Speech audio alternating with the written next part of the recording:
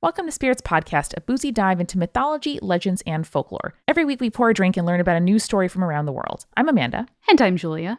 And this is episode 123, The Undertaker. Yes, we're doing WWE wrestling things. I'm very excited about this. You know, the purview of our show is myths and legends throughout time, and we love talking about things that you would traditionally think of as mythology, but also we love deconstructing how and why we retell stories in the modern era. So talking about a character that has a mythology of their own and understanding a mythology of this like major entertainment universe was really interesting. Yeah, and I mean, it's a hero's journey told over weekly television for 30 years. That is a wild concept, and I really, really liked looking at it kind of through the mythology lens. You know who have excellent personal mythologies? Would that be our new patrons, Deanna and Kayla? Absolutely, as well as our supporting producer-level patrons, Philip, Julie, Eeyore, Samantha, Christopher, Kathy, Vinny, Danica, Marissa, Sammy, Josie, Neil, Jessica, Phil Fresh, and Deborah. You all have the WWE Championship belt hanging on your wall. You look right now, I put it there for you. And never with a dusty belt in sight are our legend level patrons, Haley, Sarah, James, Jess, Sarah P, Sandra, Audra, Jack Marie, and Leanne. The universal champions of our hearts. Totally.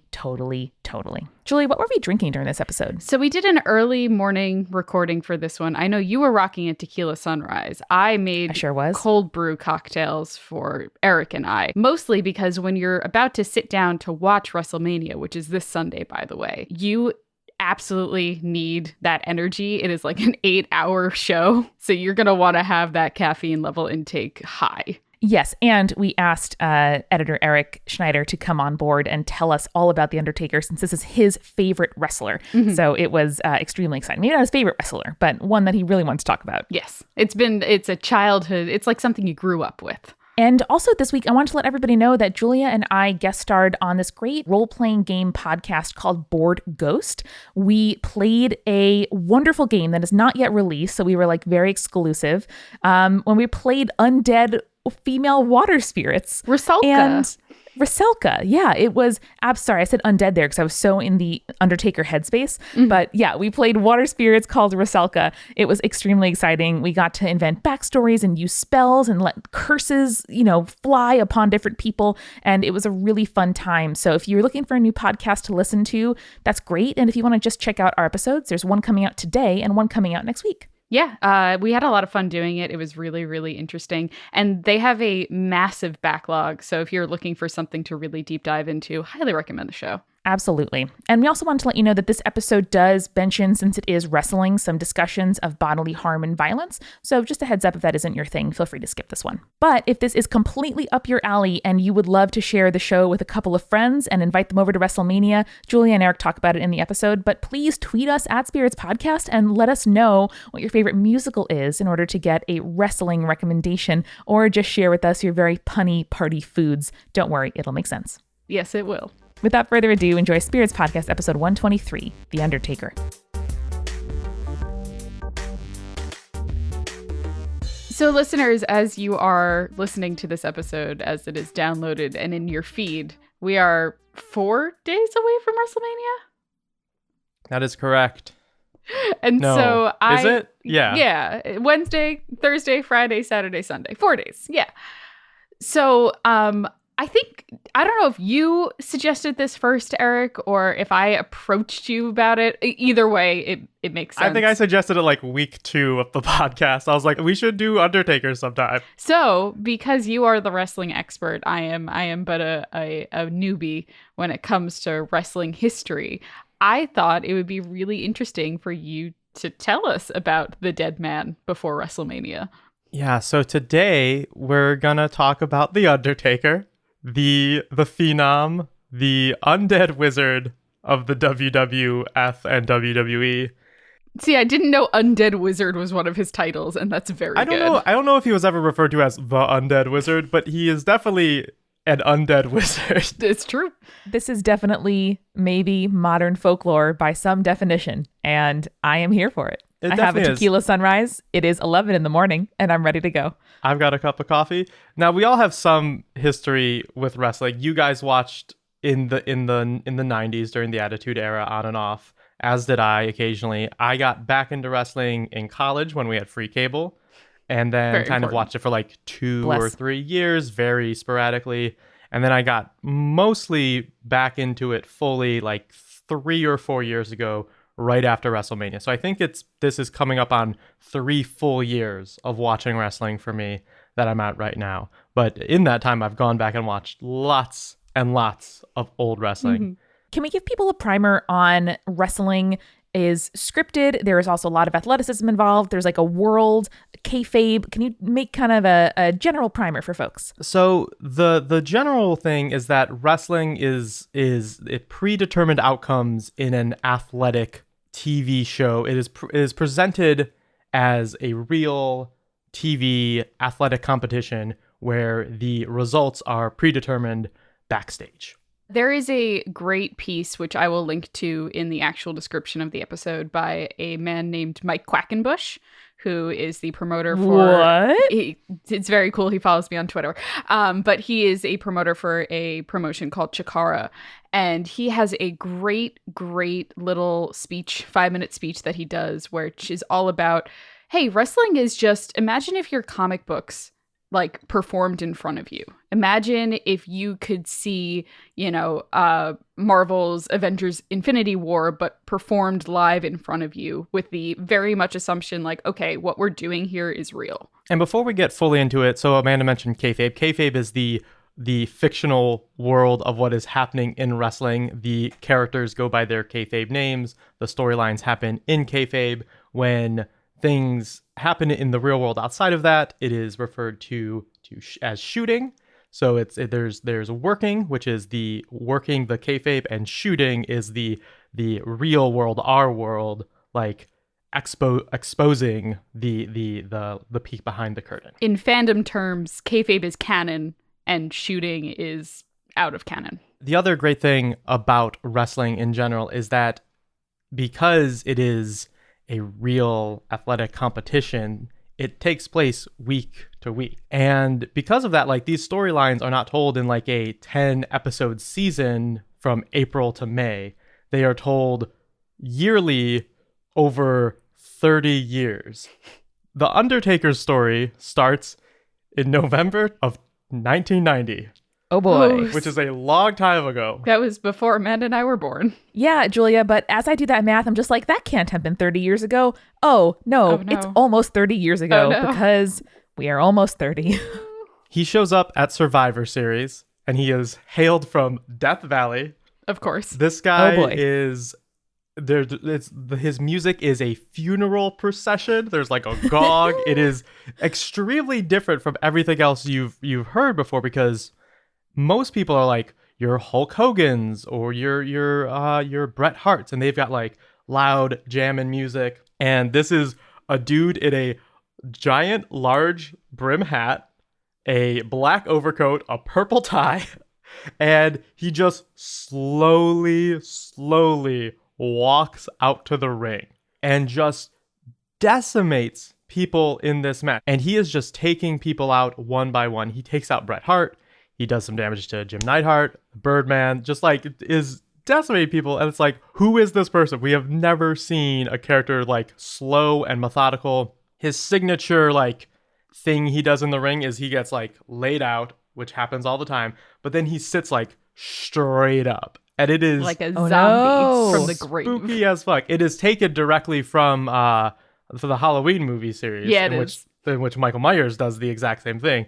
But it is like so spooky when like you see like these heroes and whatnot like fighting this dude, and then he just sits back up, because like hauntingly scary, especially the way other wrestlers they sell it in the ring. Selling is the idea of like making a move feel more real than it is, because obviously they're not punching can't each get other harmed. for Right. real every single time. These matches wouldn't be 30 minutes long if these very strong men went at their full actual strength for that long. Just full punch. That's a no-go. And like when he sits up, people freak the fuck out, and it is terrifying because it's so funny. The other thing that was very spooky about Undertaker is that he would no-sell a lot of moves as a character. So like early Undertaker, like it wasn't like he was doing this maliciously. Like, no selling you can do to be an asshole, be like, you don't hurt me. But like, he was this. So like someone punches you and you don't act as if it hurt you. Exactly. So like he would like take the hit, but like also like remain standing to like what would normally like take someone down. And it was like this, like he would still lose matches and win matches and the same kind of stuff like that. But he would definitely have this feel about him that was like way, way more like an indestructible force that just he was literally death incarnate, it felt like. So how did the other wrestlers feel about this when he is like not playing by the same rules? So, I mean, back in the early 90s, we're still in a very like gimmick heavy era where like there's lots of like weirds. There were clowns. Evil dentist. There were an evil dentist. There was a lot of silly stuff at this point. So Undertaker is still coming off the heels of that. So it was more like, this is a weird supernatural thing, but it's also being played up as very silly because wrestling is still very silly at this point. So, I mean, they are like, there's also this inherent comedy in the fact that an undead wizard hailing from Death Valley is at all interested in the goings-on of the World Wrestling Federation. So, which will become more and more ridiculous as we get into like deeper storylines later.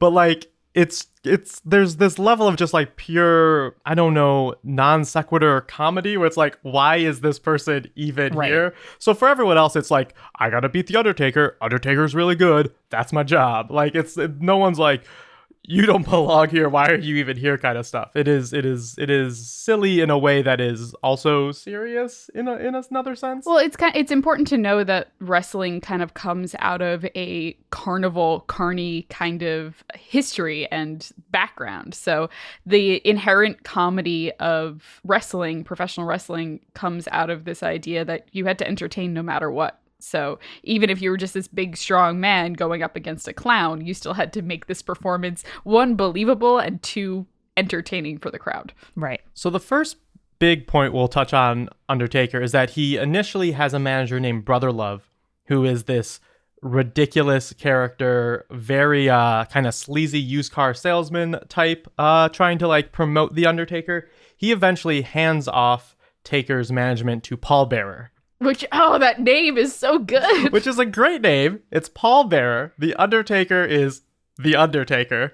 And Paul Bearer is a mortician turned wrestling manager. Of course he is. He started off his career with Undertaker by helping Undertaker defeat Hulk Hogan for the WWE Championship in 1991. So, like, big win against known racist Hulk Hogan. Paul Bearer would walk around with this urn, which seemed to have some kind of magical control over the Undertaker. No one's exactly sure what was in the urn. Sometimes it would have like smoke come out of it. Sometimes it would glow. They'd shine like a light onto it, so it like glowed in a weird way.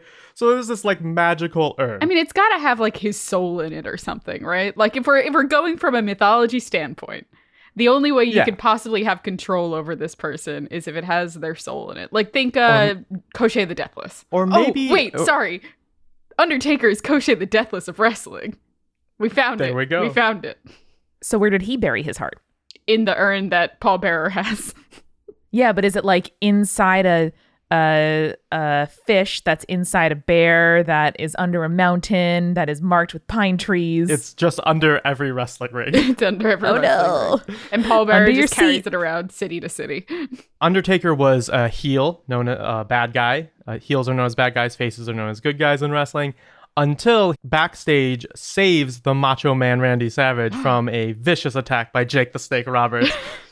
So once again, as we talk about silly wrestling stuff, there was a guy named Macho Man Randy Savage. You probably heard of him. Who we will link in the show notes. My favorite Macho Man promo in which he talks about the cream rising to the top. It is my single favorite thing that I think has ever happened backstage at wrestling.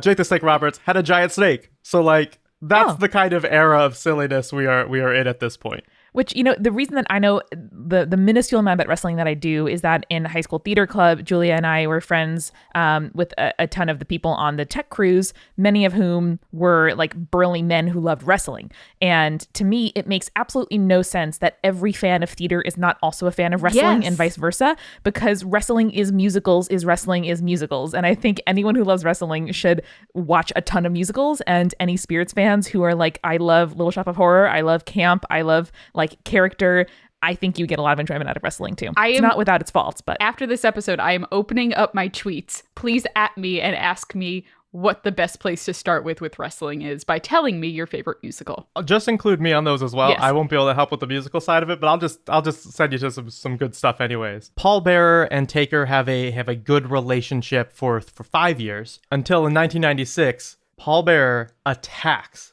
Undertaker with the urn and aligns himself with Mankind. Mankind is a man that should not be wrestling. He is known as Mick Foley. You might have heard of this man before. He's played a couple different characters, and Mankind wore like a button-down shirt, had a tie, and like a weird leather, like half leather, half strap kind of thing going on his face. It was very weird. He was not a particularly physically fit looking man in an era where like everyone was a big beefy hunk. He was just a very average looking dude. In 1997, Taker is now feuding with Mankind and Paul Bearer, and he sets Paul Bearer's face on fire, because of course you do. And then, however, later, Paul Bearer gets Undertaker back on his side because he claims to have a deep, dark secret about Undertaker's past. No. So it is revealed later on that Undertaker's mother and Paul Bearer had an affair. No. And produced his half-brother, Kane. Oh, no. Kane with what a K. reference. So Kane, not with a C like the Bible, but obviously extremely clear what's happening here. Correlation here. Along with this, as a child, Undertaker set... Now, this is where it gets confusing, because Paul Bearer is a mortician who runs a funeral home. Mm-hmm. But also, Undertaker used to live at a funeral home as well.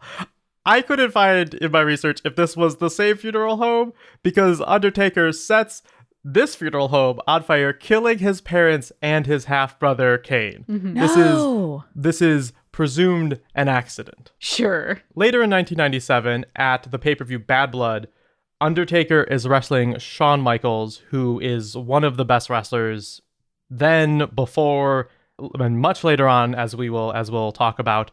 And the match is a Hell in a Cell match. I think it's the first Hell in a Cell match, which is, instead of like a steel cage around like the exact perimeter of the ring, it entirely engulfs the ring and the bit outside of the ring as well, and has a ceiling. So you are trapped in this cell, and the door does not get unlocked until you pin or submit your opponent. They are traditionally the most vicious matches that you get in wrestling, in American wrestling.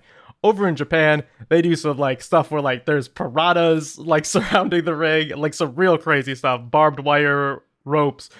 WWE doesn't do anything that extreme, but in WWE terms, this is one of the more extreme matches that you can get. Mm-hmm. And that surprised me when I first started watching too, which is that it's not just like UFC or like boxing. It's not all inside the ring. Like people, the whole arena is your playground, and people leave it. They run away. They grab ladders and chairs. And the Hell in the Cell is interesting because it very much is like a bubble. You know, it's like a bird cage or whatever around the actual ring, where there is like no leaving and no tricks until the match is over. During this match, out of nowhere, shows up down the ramp a giant man in red and black with a very, very scary red and black mask. This dude shows up. The announcers are like, "This must be Cade." And he just rips the door off of the cell, which is like locked, enhanced steel. Like it's impossible to get open. They're stuck in here. And Kane just shows up, rips the door open, and just interferes with the match, causing Undertaker to like probably win the match, because he probably punched Undertaker, which means if you're the one assaulted by an outside party, you lose. But like the match doesn't end with a win by pinfall or submission, which makes Undertaker pretty mad. So once again, wrestling silly. Undertaker demands that there's a DNA test to prove that Obviously. him and Kane are Jerry are Springer half-brothers. does it. Because I mean, like, he's an undead wizard, but also he believes in modern science. Wait, where did the wizard part come from? I got the undead bit. Oh, But he why can, is he a like- wizard? I didn't cover this, but he can like control lightning, and like oftentimes like Oh. he'll just be like show up and like lightning bolts will strike a bunch of parts of the ring or strike some other thing. He'll cause a blackout. And It's great. yeah, like so when Undertaker enters the ring, when Undertaker shows up, the lights completely go black in the arena, and then there's a gong, and then there's Cool. usually lightning bolts. Love And it. so this is all presumed that it is not the tech team, but the magical powers Right. of the Phenom himself. Got it. After Undertaker and Kane are revealed to be actual half siblings, they team up, and Obviously. Oh, good. Now all our differences are aside. and then Undertaker and Paul Bearer betray Kane this time, No. and then he admits that he did the arson on purpose, Yeah, he did. tried to kill his half brother. So just like a lot of stuff, Undertaker and Kane have been like feuding and on the same team. They've been referred to as the Brothers of Destruction multiple times. They've had tag belts together. They've had championship reigns together. They are a back and forth thing because obviously there's a lot of baggage going back years and years and years. Paul Bearer kind of leaves for a while, and the only real notable other thing that happens with Undertaker and Paul Bearer is that he does come back in the early 2000s, and at one point there is a match where Undertaker is facing the Dudley Boys, and the stipulation is that if Undertaker loses, Paul Bearer will be encased in a giant glass cage with cement. Oh. Undertaker wins the match and then pulls the lever on the cement truck, killing Paul Bearer. Damn. Which is not really explained why he does it. There's also a very funny backstage clip, a very rare backstage clip of them rehearsing this thing. The whole thing is shot, pre-recorded, and there was a stunt double that was actually in the glass cage with the cement the other time. And then it's revealed later on that Paul Bearer was not actually killed because everyone's like, that was a bit dark, Yeah, it was. killing a man with cement. So he's like gravely injured and in the hospital. And then he eventually comes and goes. So now we're going to cover one specific match, which is the 1998 King of the Ring Hell in a Cell match with Mankind. A bit of lead up to this, obviously we had talked about Paul Bearer betraying Taker to help out Mankind. So as soon as Mankind shows up in 1996, he just immediately starts feuding with Undertaker. He would ambush him for months, like after matches, in the backstage, a bunch of stuff. There were these things that Mankind would do called boiler room brawls, where you had to like wrestle Mankind in a boiler room of the arena you were in, which were like wild, like very, very confusing. After Paul Bearer betrays him, there is a buried alive match. Now, this is another kind So of silly good. wrestling match in which there is a grave to the side of the ramp, and the match ends when you incapacitate your opponent, throw them in the grave, which is not super close to the ring. Like, you have to carry them over there, throw them in, and then with a shovel some dirt onto them until they are buried alive. You know, like you do. Undertaker gets Mankind into the tomb, and then he manages to get out. And then Mankind gets Undertaker in there, and then like a bunch of people, including Triple H and some other guys, all show up and they help Mankind bury Undertaker. Now here's one of those supernatural things Amanda was asking about. The show ends with a lightning bolt striking the tombstone, and then Undertaker's purple glove reaching out of the grave. That's very good. And it's like he's not dead yet. You can't kill him. I really do appreciate the fact that they chose like the very royal purple for him. Because, you know, out of context of wrestling, purple is not a very intimidating color. I wouldn't be intimidated by a man wearing all purple. And yet, I am. It's royal. It's royal. I just saw Cursed Child, and I think they make really interesting use of the color purple in the costuming, which I appreciated. Yeah. It very much reminds me of like Darkwing Duck's characters, like his colors. Yeah. Yeah. I've always described Darkwing Duck as a real Undertaker type. Thank you. Although now that I think about it, they do have a similar hat as well. So maybe there's more similarities between Darkwing Duck and Undertaker than I thought. It didn't come up in the research, but you never know. Okay. What is that? Darkwing You Duck. don't remember Darkwing Duck? When No. there's trouble, you Get call DW. dangerous. So there's DuckTales, and then there's also in the same DuckTales universe, Darkwing Duck, who is essentially like the Batman of the Disney Duck universe. Okay, lots here I don't know about. I was like, if that's a wrestler, guys, you should probably explain who it is so the audience doesn't get confused. Nope, it was just me. Nope. No, this is an animated Disney show from like DuckTales. the early 90s. I had all the action figures. I They had were all the the best. shows on VHS, so I feel you. So a few other things before we get into this match that I mentioned leading us to. There's a match where Paul Bearer is hung above the cage, above the ring in a cage. That's a common thing that they do. They just put someone in a little tiny shark tank and they loft them above, and whoever like wins the match gets to bring the person down and like, I don't know, beat them up or like take them away safely. Oh, no. It's a very silly thing. I've seen these in real life. It's almost always purposeless, and there's always like some kind of shenanigans where like the person in the cage like has brass knuckles they can throw down to the person that's on their team, that kind of stuff. It sounds so video gamey. I love it. Kane and Mankind team up at some point to take on Stone Cold Steve Austin and Undertaker, which just devolves into chaos. Undertaker ends up just attacking Paul Bearer, and Austin and Kane finish the match on top of Hell in a Cell, just kind of like fighting, and it's just pure chaos. So they book this match for King of the Ring. It is Mick Foley as Mankind against Undertaker. The match starts. Foley comes out. And what does he do? He does not enter the cell. He instead climbs up the cell, which is not how the match cannot start until both people are in the ring. So he just climbs up there. Undertaker comes out. He's like, well, I guess this is what we're doing. He climbs up the cell. What happens is a giant battle on top of the cell in which Undertaker throws Mick Foley off of the cell onto the announcer table. Yep. This is describe for the audience for a second how tall the Hell in a Cell. They estimate the fall at 16 to 22 feet, depending on like the angle of throw Oh my God. onto a table. These tables are designed to break and cushion a fall a bit, but you're still falling 20 feet or so. When he falls through the stage, JR, the announcer, says, good God Almighty, that killed him. As God as I witness, he is broken in half. Oh no. That really sounds Victorian. They get Mick Foley on a stretcher, start stretching him out. Undertaker comes back down. He's like, well, that's that because I threw him off the cell. I did a He murder. can't get up. He gets up. Mick Foley, he climbs back up the cell with a dislocated shoulder at this point. Mick! Oh, Undertaker God. follows him back up. And now here's what happens. This is not part of the kayfabe. This is not supposed to happen.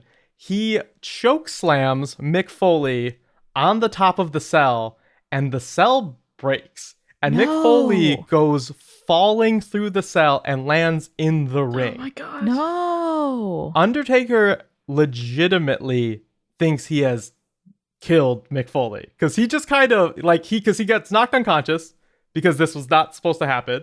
And also Undertaker was initially standing on the same piece of like fencing, and then right at the last second decided to move his foot onto like the reinforced like bars that like make up the cell to like get a bit more lift for the slam. If he did that, he would have like come down with him, Oh Lord. which would have been bad for everybody, probably worse for everybody. So then, more announcing shenanigans. They say, good God, will somebody stop the damn match? Oh, no. Enough's enough. And Jerry the King Lawler added, that's it, he's dead. Cool. Let's just actually call people's death. The match is not yet over, though. Undertaker has to climb back down. He gets, finally, into the cell. He chokeslams Mankind onto a bunch of tacks, and then tombstones him and wins the match, defeating Mankind, ending their feud. So that is the early few years, about the first decade or so of The Undertaker. So I think what we should do is take a break, Yeah. head to concessions, come back, and talk some more Undertaker. Get a quick juice box like Mick Foley would want us to do. Julia, I think a wrestling party is the absolute best excuse to break out your fresh new clothes. Yeah. I love showing up to a party and having my friends who normally see me in sweats or in the same 4 t-shirts be like, oh my goodness, look at that beautiful patterned button down, like the ones that I get from Stitch Fix. This is an online personal styling service that finds and delivers clothes, shoes, and accessories to fit your body, your budget, and your lifestyle. And at stitchfix.com/spirits, you can fill in your sizes, what kinds of styles you like, how much you're looking to spend on each different kind of item. If you have too many jeans, say, don't send me jeans, and they won't. And then a personal stylist picked just for you will hand pick 5 items to send right to your door. How it works is you get the box, you try these amazing things on, you keep what you like, and if you don't like anything, just put it right in the envelope they send you and send it right back. Shipping, exchanges, and returns are all always free, and it's not a subscription service, so while you can get scheduled shipments, you don't have to. You just kind of get one whenever you want to refresh the wardrobe. And at that link, stitchfix.com/spirits, you will get 25% off when you keep all 5 items that the stylist sends you. That's stitchfix.com/spirits. Thanks, Stitch Fix. And now I'm going to talk about Lola, Amanda. Lola is a female-founded company that offers a fresh line of organic cotton tampons, pads, liners, and cleansing wipes. All natural stuff.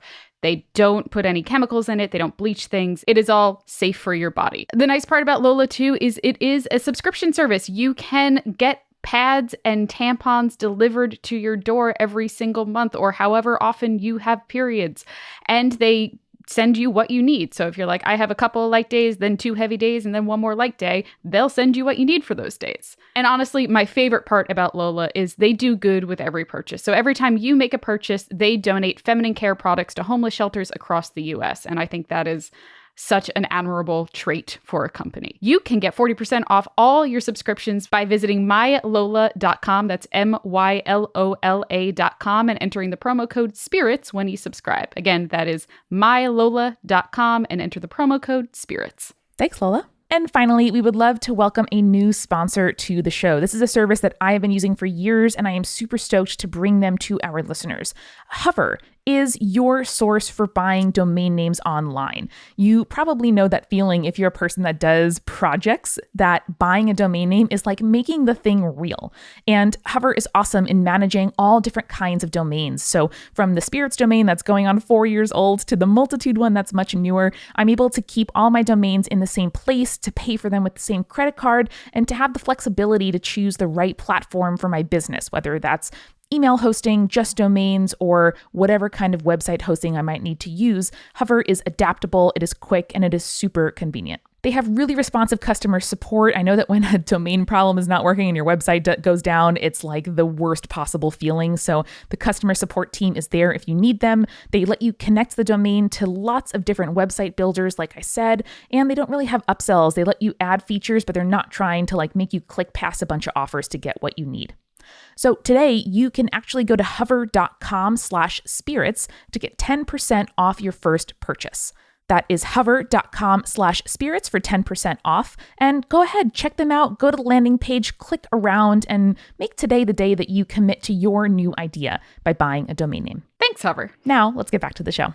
So we are back. We're talking Undertaker. We're going to go over the late 90s storyline of the Ministry of Darkness. Here we go. Oh boy. So this is kind of Undertaker's second phase after his initial stuff. It is 1998, so it's a few months after this match that we were just talking about, and it's at a pay-per-view called Judgment Day: In Your House, because there was a series of pay-per-views called In Your House, because you can watch them in your house, and it really kind of removes the scariness of Judgment Day. The pay-per-view names were so good back then. I was just going to say, how have they not run out of extreme names? How have they not used all of the combinations of extreme words that have happened? It's wild, some of the names of these things. Undertaker says he is going to unleash a plague of evil on the WWF.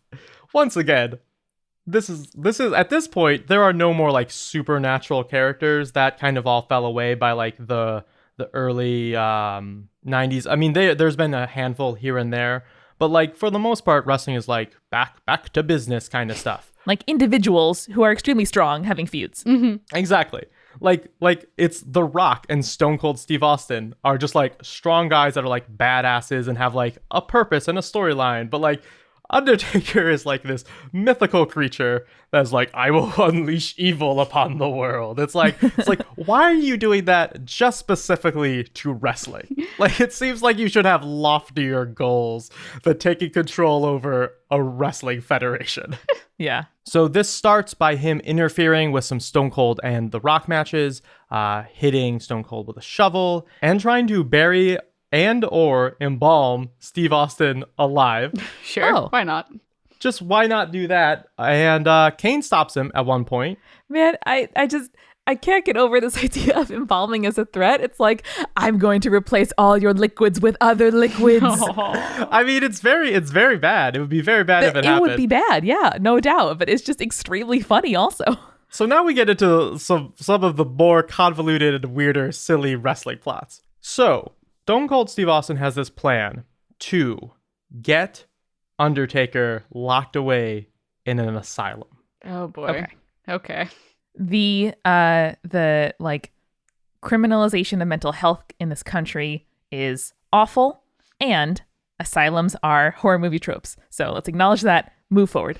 Yes. For some reason, they decide Kane needs to go to an asylum. He's the wilder one of Undertaker and his half brother. So I guess that's the plan. So because this is happening, Stone Cold Steve Austin puts a Kane mask on a knocked out Undertaker, and they're like, "That's Kane. Take him away." We don't know what he looks like underneath that mask. It could be anyone.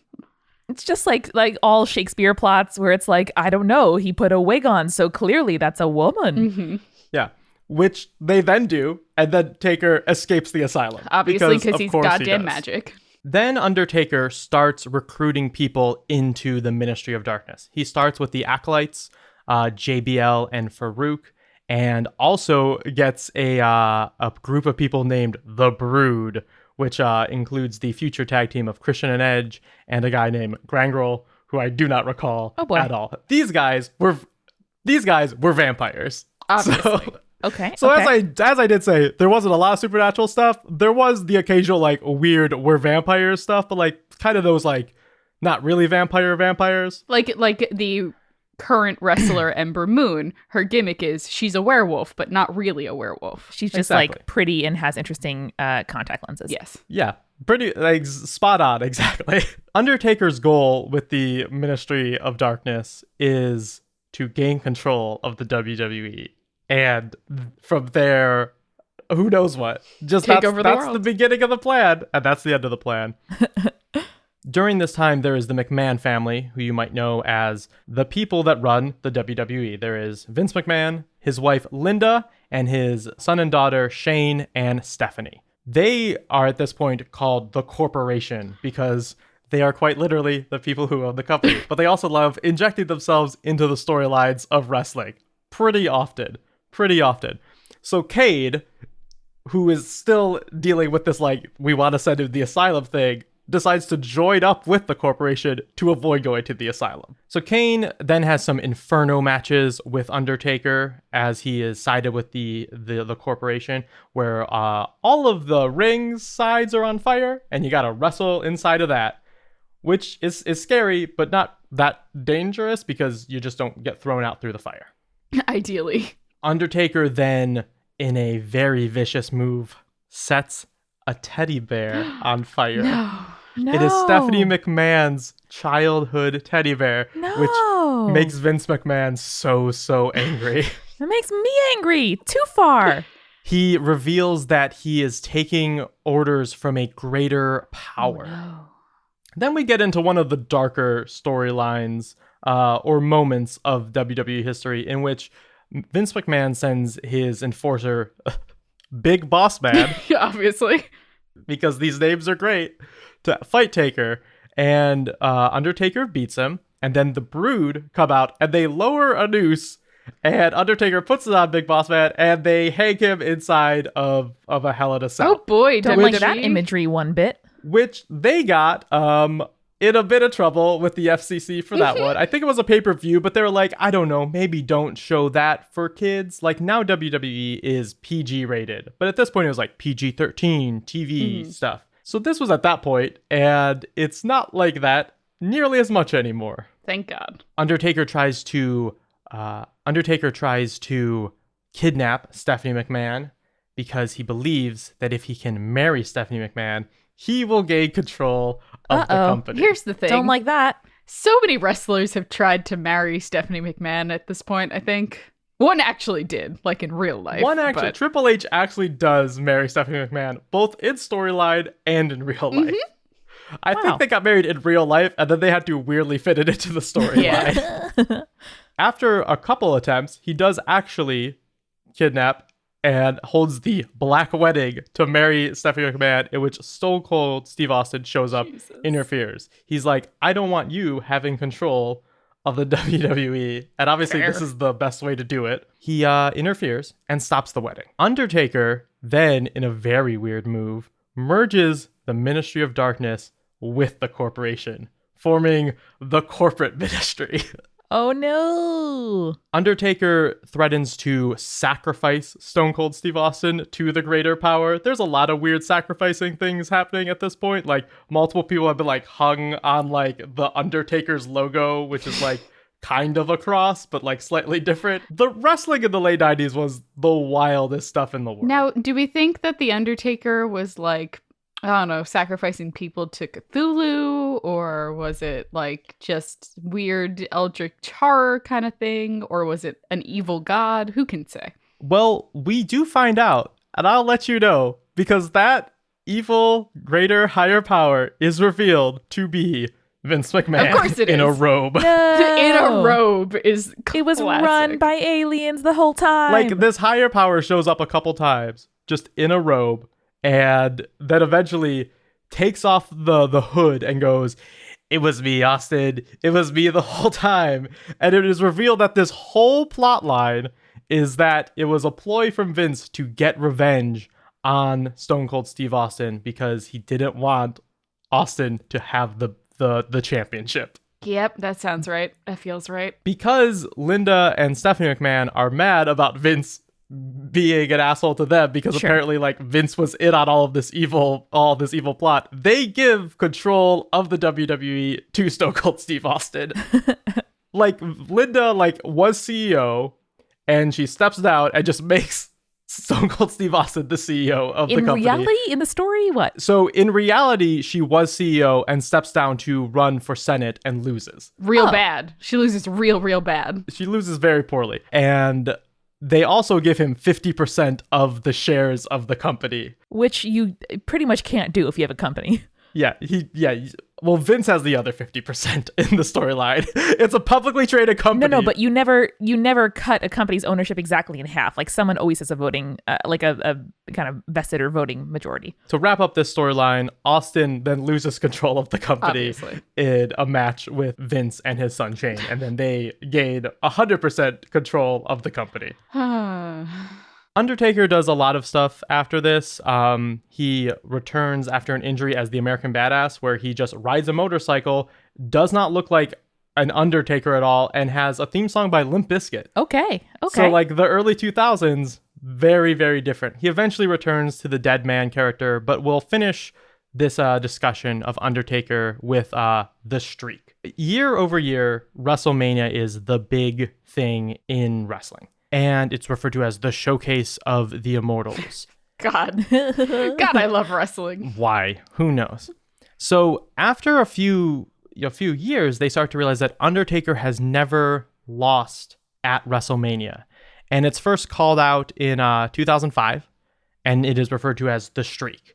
So lots of people have tried to end the streak. We're going to skip a bunch of the streak matches because there's a lot of them. Undertaker is just beating people year after year. And Undertaker at this point also like is taking a much more backseat kind of role. He's not as involved in these things. He's always very scary when he comes up. He's winning championships. He never holds them for very long. He's always trying to lift up other talent. Mm-hmm. Like he is very much old school style guy where it's like you as a big name losing to a young up and start guy is a way to boost young talent. And he was a big supporter of that. Not young talent, however, is Shawn Michaels, who we mentioned earlier in the match where Kane first shows up. At WrestleMania 25, Shawn Michaels says, I'm going to beat the streak. I need to end my career soon. I'm entering my twilight years.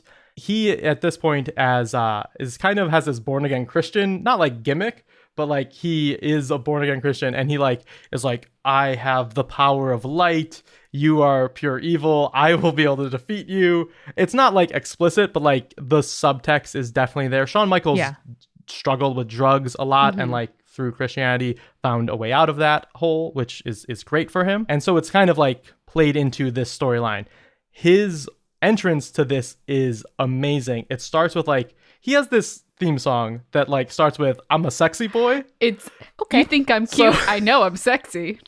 It's weird. He's referred to as a boy toy in his own theme song. He's the heartbreak kid. So, but before this match, he is wearing kind of the exact same outfit as the Undertaker, but in all white. It is very good. He is lowered onto like the entrance ramp from like this big thing, and like there's like angelic version of the Undertaker's theme playing, and then when he finally gets to the ramp, it hits it with his regular music, and I kind of wish it didn't, but like it's still very good. He's trying to cement his legacy, and he ends up losing this match, but the next year he is consumed with finally beating Undertaker, and Undertaker saying, no, you've already lost, you had your chance, whatever. So eventually, after some attacks and random back and forth, Shawn Michaels convinces Undertaker to have this match, but Undertaker makes it a stipulation. It is the streak versus his career. So if Undertaker loses, obviously the streak ends. If Shawn Michaels loses, his career is over. Okay. So Shawn Michaels knows this is his last chance, and it is an amazing match. There's not a ton to get into it. It is just a solid match, worth checking out. And at the end, Shawn Michaels loses, and he has to end his career, and he never has another match again, ever.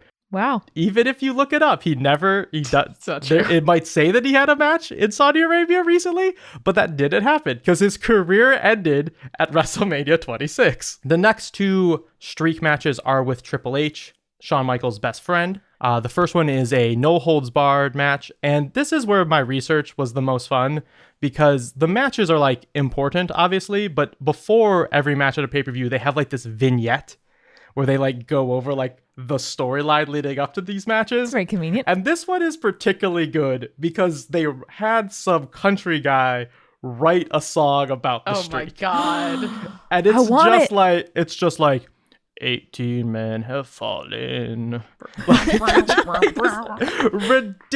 Ridiculous stuff. I love country music, and I want to hear that without irony. It was like, it's like a legitimately good song, and also they always like show like shots of like sepia tone. Oh, 100%. And like just like it's some iMovie 7 stuff. Some of the best stuff in wrestling is not the matches, but these like promos they put together right before a WrestleMania match, because like they tell this like long story in like 3 minutes, and there's always a ridiculous song happening during them. And this is one of the few examples where I think they had a custom song written for the thing. Triple H is Shawn Michaels' best friend, so he's like, I'm going to avenge my friend. I'm going to end your thing. He also does marry Stephanie McMahon, and is legitimately, at this point, I don't know at this point if he was, but the COO of the WWE. Oh. So he is both an active wrestler and one of the highest people in the company. The first match, he ends up losing in a no-holds-bar match, and the second match is another Hell in a Cell match at WrestleMania 28. It is his third time trying to break the streak. There was one other time earlier on in the decade, and he decides to get Shawn Michaels out of retirement to referee the match. And I literally just watched this match before this recording, and it is brutal. There is wild stuff happening all the way through. There are sledgehammers involved. Shawn Michaels at one point takes the sledgehammer out of Triple H's hands as he is about to like swing it onto Undertaker's head, which is like, okay, Triple H, like there is a level in which we are going too far in the wrestling match, which is like punching someone in the gut with a sledgehammer. Acceptable. Swinging it overhead onto another man's head is too much. Like it's wrestling. We gotta chill. Undertaker attacks Shawn Michaels, and Triple H doesn't like attack his best friend, but is like, you have to like call this match, tell him that he lost.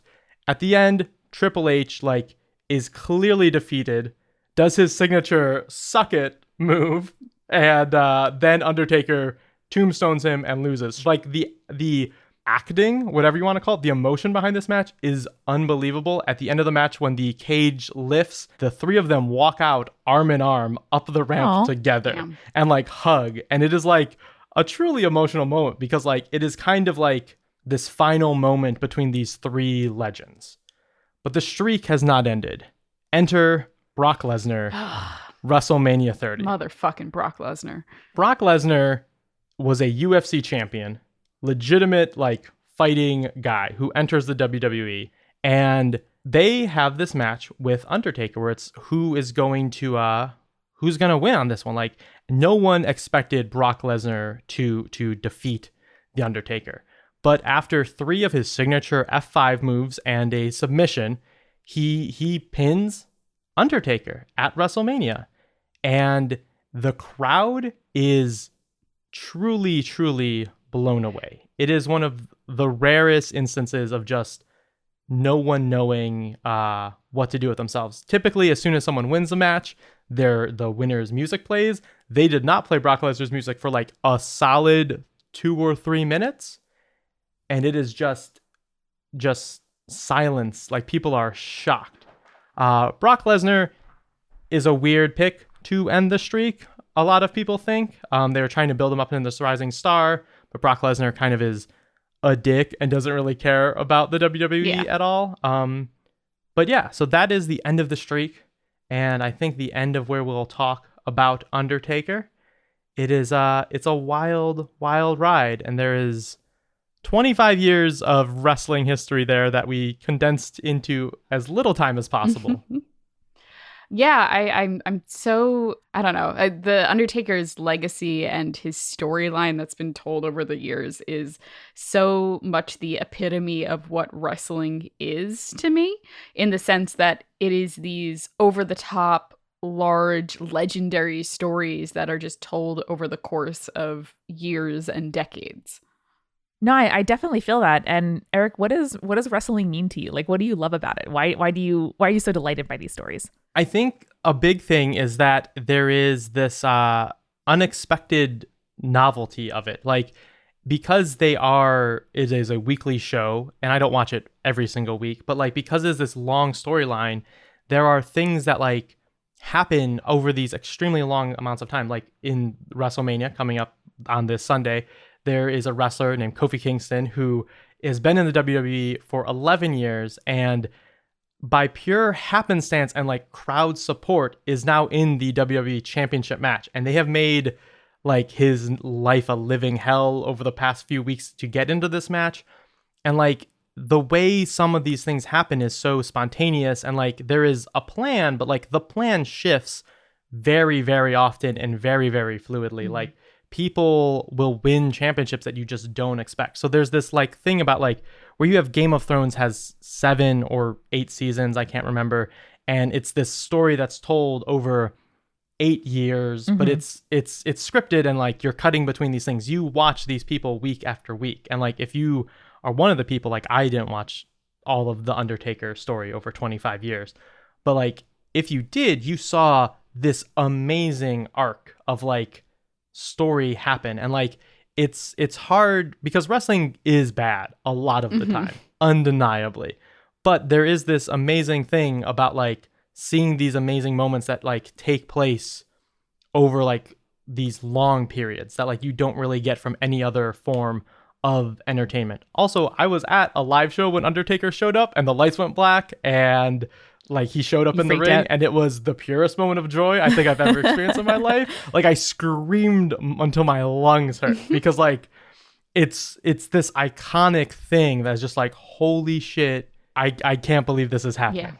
Yeah, it actually reminds me a little bit of my mom talking about soap operas. She had mono in high school and stayed home for like a couple of months, just like watching soaps with her grandmother. And some of the shows are still on the air that she watched in the 70s.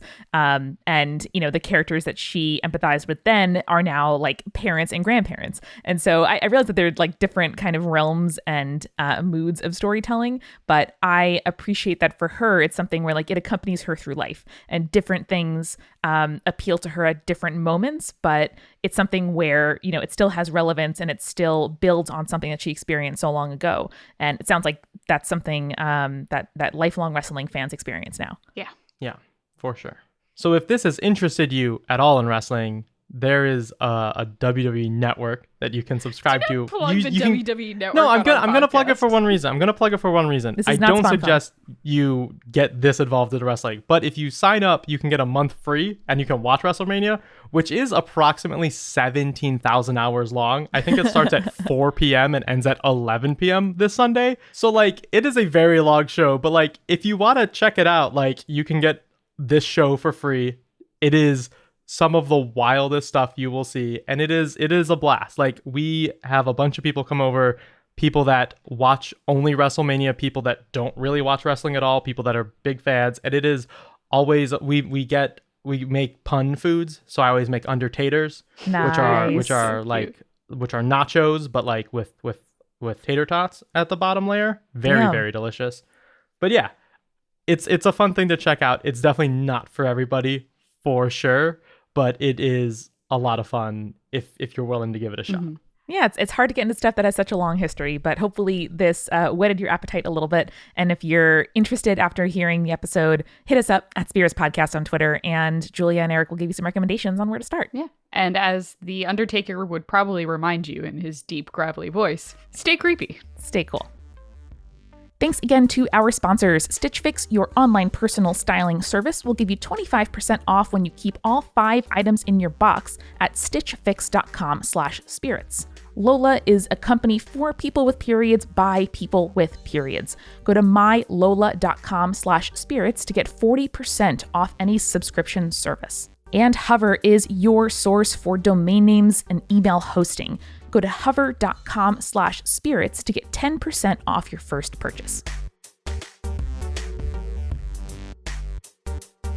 Spirits was created by Amanda McLaughlin, Julia Shafini, and Eric Schneider, with music by Kevin MacLeod and visual design by Allison Wakeman. Keep up with all things creepy and cool by following us at Spirits Podcast on Twitter, Instagram, Facebook, and Tumblr. We also have all of our episode transcripts, guest appearances, and merch on our website, as well as a form to send us your urban legends at spiritspodcast.com. Join our member community on Patreon, patreon.com/spiritspodcast, for all kinds of behind-the-scenes stuff. Just $1 gets you access to audio extras with so much more available too. Recipe cards, director's commentaries, exclusive merch, and real physical gifts. We are a founding member of Multitude, a collective of independent audio professionals. If you like Spirits, you will love the other shows that live on our website at multitude.productions. And above all else, if you liked what you heard today, please share us with your friends. That is the very best way to help us keep on growing. Thank you so much for listening. Till next time.